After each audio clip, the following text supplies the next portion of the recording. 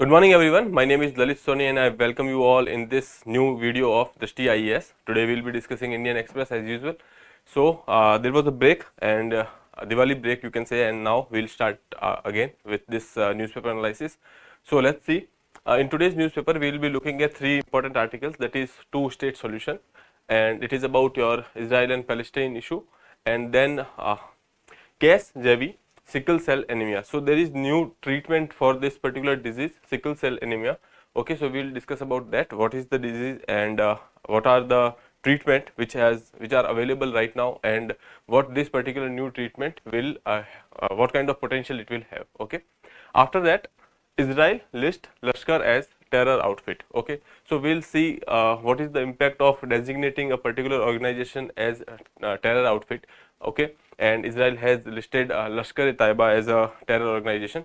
Okay, after that we'll look at one editorial and we'll look at some world affairs news, and we'll take up the practice questions. After that we'll wrap up the session. Okay, so let's start with the front page. You can see front page here. Okay, so there was this BRICS summit. Our PM was supposed to attend it virtually, but they could not. So Mr. Jaishankar filled in for him, and we'll talk about that. They have also met with Australian counterparts, so we'll talk about that, and then we'll look at this particular news of Israel and Lashkar, etc. After that we'll start with the articles. So the first article of the day is the urgent need to ensure relief reaches Gaza, hostages taking unacceptable, Jaishankar. So basically on the lines of this BRICS summit, Mr. Jaishankar has given some statements, and we'll talk about that. They have given that when we are talking about the situation in the Middle East, or when we are talking about this particular issue as in Israel and Palestine issue, there is the complexity attached to it. Okay, so there are three things to look at when we are talking about this issue. So first thing is the issue related to terrorism. Okay, so when this attack happened on October 7th, Indian Prime Minister also has said that it was disheartening that this kind of terror attack has happened, and we will not support any kind of terror activity. So they have said that on the front of terrorism, we should never compromise on terrorism. Okay, and they have taken hostages also. So that was one part, that is terrorism. When we are talking about the second part, that is the humanitarian concerns. When we are looking at the war going on, the war-like situation which is going on, so there are some humanitarian concerns. Aid is not up to mark. So all these things are concerned with the humanitarian crisis that we see in the Gaza. So what we have to do about is that we have to find a solution, or at least a ceasefire as of now. So there is the urgent need of ceasefire and observation of international humanitarian laws. Okay, when we are talking about international humanitarian laws, we are referring it for Israel, that Israel should actually observe these international humanitarian laws. Okay, after that the third set of issue is related to the rights and the future of the Palestine. So when we are talking about a particular country, there is this right of self-determination. Okay, so Palestine also has this right of self-determination, and now they are saying that only way forward, only way to find a peaceful solution is that we go for a two-state solution. Okay, what is this two-state solution? We will discuss it in details. So now when this Palestinian had this independent country over there, and then UN came up with the partition plan, and because of which Israel was created. Okay, considering that the solution would establish an independent Palestine state alongside Israel. So basically two states for two peoples, or you can say two states for two communities. Okay, now in this theory, this would win Israel's security, because they are in the minority in the area, so that will win Israel their security and allow it to retain its Jewish demographic majority while granting the Palestinian state. So when we are talking about this Israel, when there will be a territory for Israel Jewish people, so they will have a demographic majority at that particular territory, and then a new state of Palestinians will be created. So that is basically your two-state theory. In 1947, UN partition plan led to a decades of military action and violence between Israel and Palestine. We have seen different wars, in 1948, then in 1967 also, 1970s maybe we have seen a war. So all these things, this particular UN partition plan led to all these war-like situations. Okay, and now also we are looking at this situation because of this particular plan only. Now It was only after the mediation of USA. USA has brokered many deals. Okay, when we are talking about the Oslo Accords or Camp David, etc. So in the Madrid Peace Conference, two-state solution was agreed to by the Israelis and Palestinians to form two states separately for Israel and Palestine. Okay, according to the United Nations, only a two-state solution that realizes the legitimate national aspiration of Palestinians and Israelis can lead to a sustainable peace. So when we are talking about this particular situation in Gaza right now, if we want to have a long term or sustainable peace, we have to go for this particular two-state solution. Now India has always favored the Palestinian cause, and India is right now also saying that we should go for this two-state solution. Okay, that is the way forward for the sustainable peace. Okay, but on the other hand, India is also saying that we will not tolerate any kind of terrorism. Okay, so that is about your two-state solution. Israelis list Lashkar as terror outfit days after it asked India to prescribe Hamas. So basically, when attack happened, India has condemned the October 7 attack, but has not named Hamas. Okay, so basically, they have condemned the attack, they have condemned the terror attack, but they did not name Hamas, and they did not, basically consider or recognize Hamas as a terror organization yet. Okay, in the wake of 15th anniversary of 26/11 Mumbai attacks, what Israel has done is they have actually recognized this Lashkar-e-Taiba as a terror organization.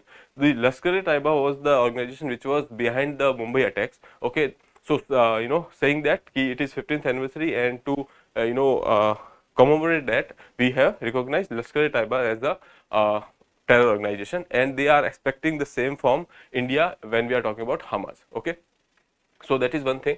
What does designation as a terrorist organization mean? So basically, when you designate a particular organization as a terrorist organization, what is the implications? Okay, so a government designates a terrorist organization under specific national laws. Okay, when we are talking about UK, there is this Terrorism Act 2000, and when we are talking about India, there is UPA, UAPA.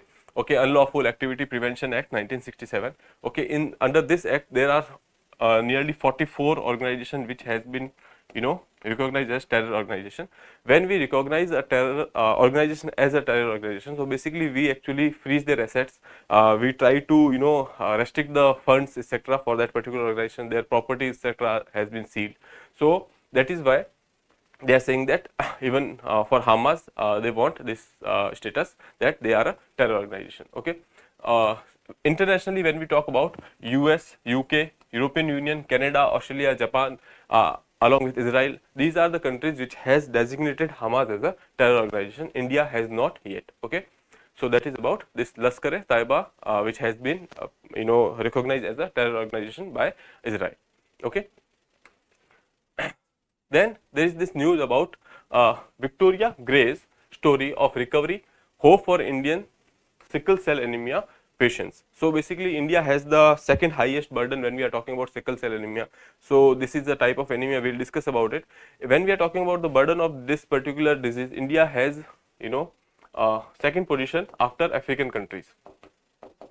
Okay, so basically we are having a huge burden of sickle cell anemia. Now there is this new treatment which has been achieved by this technology called, you can say, gene editing. Okay, it has used CRISPR-Cas9. This tool has been used. This is a biological tool. Cas9 is basically a biological scissor. What they do is they take away the impacted or the affected part of the gene and replace it with the the healthier one. Okay, we'll look at it. So they have employed this technology in sickle cell anemia. When we are talking about sickle cell anemia, so basically a gene which is responsible for the hemoglobin etc.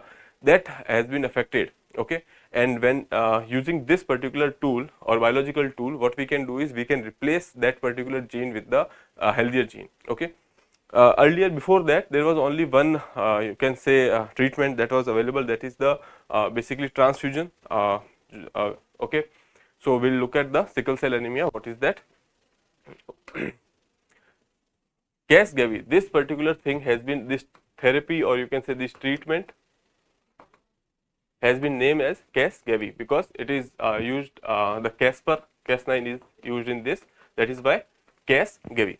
for sickle cell anemia. Victoria Gray, the first sickle cell anemia patient to recover using gene editing therapy. Therapy name Casgevy, utilizing CRISPR-Cas9, approved in the UK for sickle cell anemia. It is approved in UK. Okay, India has a high sickle cell anemia burden, plans to eliminate the disease by 2047. So, in a budget statement, our finance minister has said that we will be eliminating sickle cell anemia from India by 2047. So, basically you have to remember this as a target. You can use this fact in your answers as well. Okay. So, what is this sickle cell anemia? You can see here that a genetic disease which is basically a result of mutation in a hemoglobin carrying gene. Okay. So, when there is this mutation happened in this particular gene, the shape of this hemoglobin actually changed to a, you can say, croissant. Okay. Here you can see this take a shape of croissant. Earlier actually hemoglobin looked like something like this. Okay, and internally it is a dumbbell shape. Okay.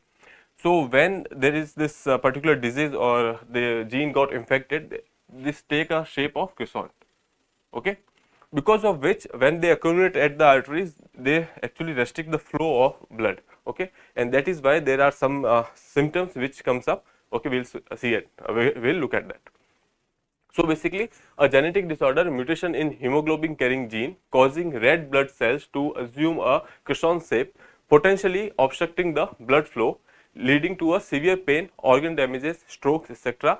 Okay. The current remedy for sickle cell anemia is bone marrow transplant. Okay. So, basically that is the current treatment which is available, that is bone marrow transplant. It is also costly, and when we are talking about this new therapy or this gene editing technology related therapy, that is also very costly. Okay. The significance of this particular thing for India is that we have a second highest disease burden of sickle cell anemia after African countries. Nearly 30,000 to 40,000 children in India are born with this disease every year. Okay. So, that is the level, or you can say level of the burden India has regarding this sickle cell anemia. So, when we have this new therapy, there is this hope that this will have a potential to eliminate this disease by 2047. Only thing is that is kind of costly as of now. Okay. Here you can see this is the normal shape of red blood cells. Okay. And then because of this particular gene mutation, this shape changed to a croissant, and which basically block the ways of arteries and which ultimately blocks the blood flow. Okay. That can lead to a stroke, etc. Here you can see these are some symptoms of sickle cell anemia. There will be extreme pain, fatigue, and swelling of hands and legs. Okay. So, we have seen the treatment, that is bone marrow transplant. Okay. Moving further, when we are talking about gene editing or using this CRISPR-Cas9, you can see here there is this cell. Okay. There are these chromosomes, and let us say this is the impacted part. Okay. Here you can see this is the impacted part or the affected part, which is basically the mutated gene. Okay. So, what we do is we actually send a guided molecule which actually go to the targeted place. Okay. And now we have this Cas9. Cas9 act as a molecular scissor. Okay. Molecular scissor means that it will cut this particular area. Okay. And then we will replace this particular area with a gene which has been taken from a somatic cell. Okay. Which is healthier. Okay. And now when this particular gene is replaced with the healthier DNA strand, that ultimately mutation goes off, and now we have a healthier chromosome available. Okay. Because of which the disease can be removed. The therapy involves modifying patient's DNA, replacing faulty hemoglobin with a healthier one. Okay. Hemoglobin gene with the healthier one. Stem cells are edited in lab and infused back to restore normal hemoglobin function. So, basically this particular healthy DNA strand is created in the lab, and then using this guide molecule and the CRISPR-Cas9, we actually replace this defected DNA strand with the healthier one. Okay. So, that is about gene editing, or you can say gene editing therapy. The cost of therapy in India is expected to exceed rupees 1 crore, potentially limiting the access, but access can be ensured through government interventions like subsidies or crowdfunding. Okay. That is a far-fetched dream, but you can actually, if you want to achieve this target of 2047, we have to go for this. Indian research inspired to develop a affordable CRISPR-Cas9 therapy. Okay. So, our scientists are kind of inspired by this particular research, and now they are trying to find a affordable way for this. efforts to reduce therapy cost, standardizing manufacturing process suggested. Okay, India has a second highest SCA burden, plans to eliminate the disease by 2047. We have discussed it. Okay, now this editorial, when we are talking about this editorial, it is about the current change in the approach toward China. When we are talking about USA or the other Quad members, let's say USA, Australia, Japan. Okay, so earlier all these Quad members, including India, did not have any kind of channel to talk. We have diplomatic channels, but we have actually refused to talk to China. We have said that until unless the border disputes are managed, or the talks are going on the border, until unless we find a solution on the border, we will not go for any kind of economic or political engagements. Okay, so now we have seen a change in last 6-7 months, that USA is kind of engaging with China. If we are talking about the Bali summit or the San Francisco summit, we have seen that USA has been meeting the Chinese counterpart or President Xi Jinping. Okay, Australia has also visited China recently, and after that we are also talking about Japan. Japan has also on the sideline of the APEC summit, they have talked with the Chinese counterparts. Okay, so considering all these things, we are saying that there is a trend that Quad members are basically moving towards having a diplomatic talks with the China. Okay, or they are changing their approach to indulge with China. Now that we are, the question is, should India also go for this? Okay, so this expert, Mr. C. Rajamohan, is saying that India should not talk to China yet, even if Biden talks to Xi. Even if USA is doing it, you should not go for it, because the thing is, in foreign policy, when we are talking about all the geopolitical situation, they keep changing.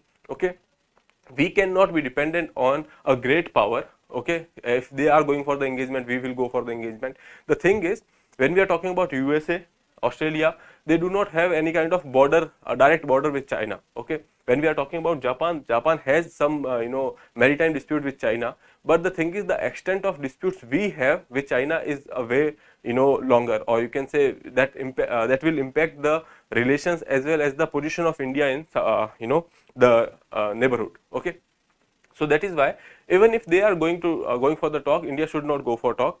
The thing is, there are few reasons that only going for talk does not result into any kind of concrete outcomes. Okay, when we are talking about with reference to India, we can see that in the Wuhan summit or in the Chennai summit, when PM Modi met with Chinese president, okay, they have talked about issues. In 2017 there was this Doklam.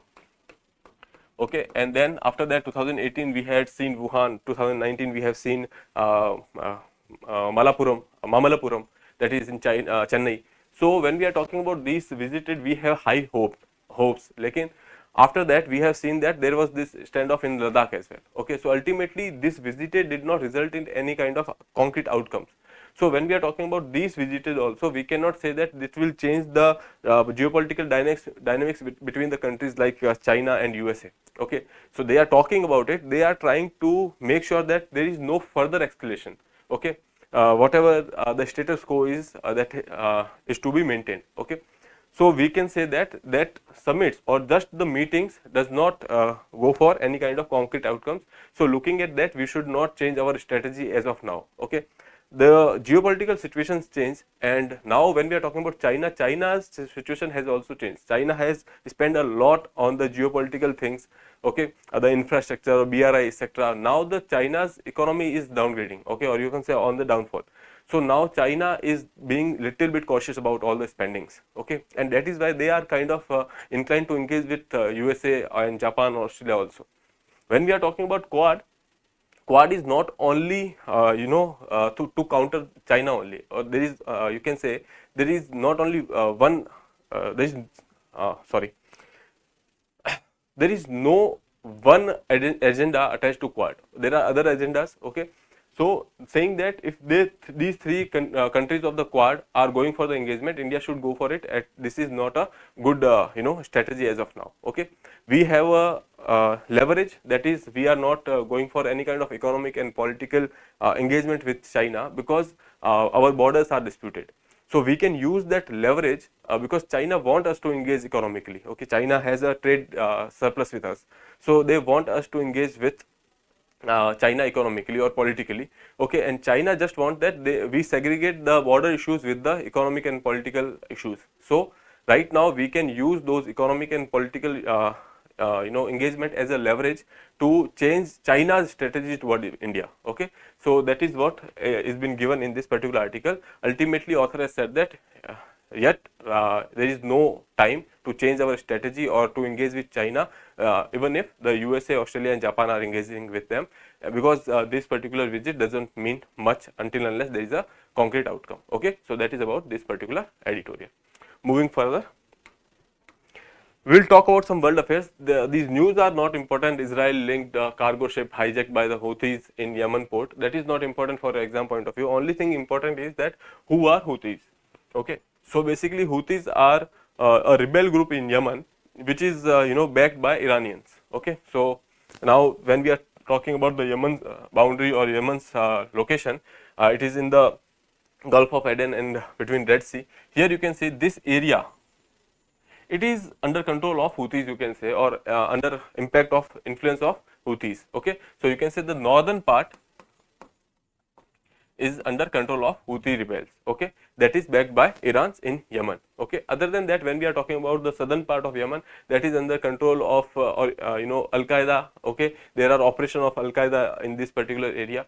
So we can say Yemen is a country which is in crisis right now, okay. There is civil wars going on in Yemen. So you have to remember that Houthis are rebel group from Yemen which are backed by Iran, okay. Here you can look at the locations of this particular area. It is in the Red Sea and then there is this Gulf of Aden, okay, in the Arabian Sea. That's all about this particular article. Then there is this another article about more Ukrainian bids to cross Dnipro river, okay.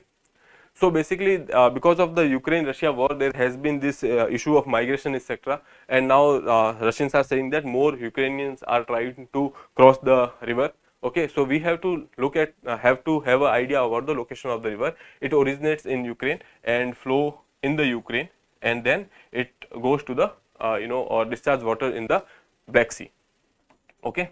So the issue of that Russia has annexed Crimea in 2014, and after that this issue escalated, and in 2022 they have actually initiated a war in Ukraine, okay.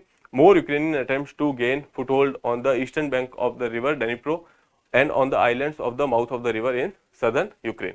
President Vladimir Putin sent troops into Ukraine in February 2022, and after that has led to the major European land war, or you can say the worst confrontation of the Cold War, okay. So you can have a look at the location of the river Dnieper, okay. So that's all for this particular article.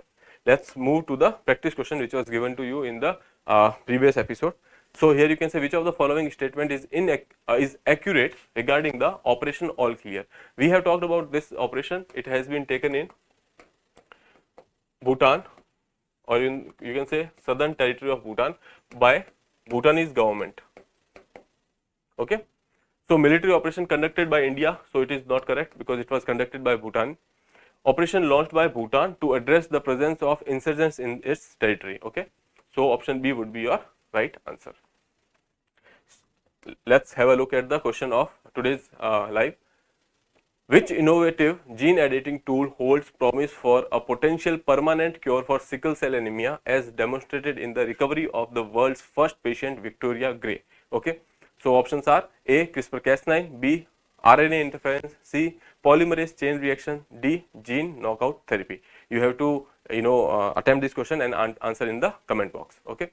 And for mains will have a look at this particular question. Discuss the potential associated with implementing revolutionary gene editing therapies such as CRISPR-Cas9 as a solution for diseases like sickle cell anemia, cancer in developing nation like India, okay. So this is for your mains.